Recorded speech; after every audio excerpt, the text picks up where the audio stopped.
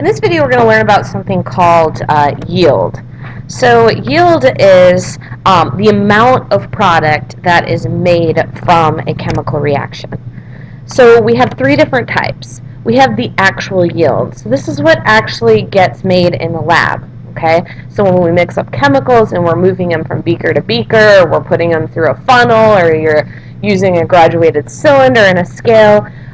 So however much product you make when you're actually performing the reaction in the lab is called actual yield. Theoretical yield is what you should get based on the balanced equations and the stoichiometry, right? So if everything was perfect in the lab, you should get what is the theoretical yield, okay? The percent yield is how much of the actual you get out of the theoretical times 100, right?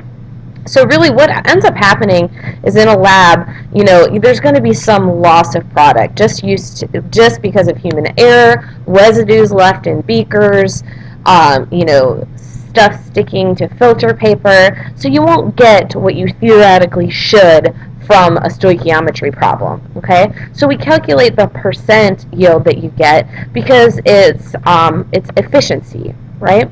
So let me just give you an example.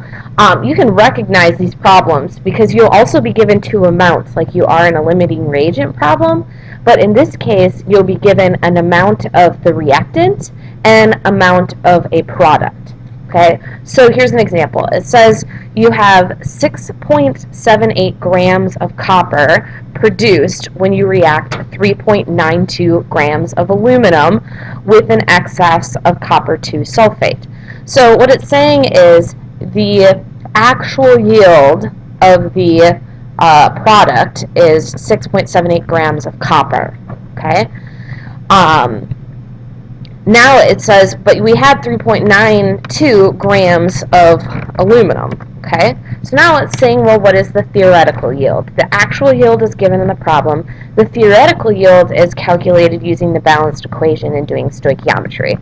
Right. So we'd put 3.92 grams of aluminum, 1 mole of aluminum is 27 grams, and then we do a mole-to-mole ratio between aluminum and copper, and then convert copper to grams.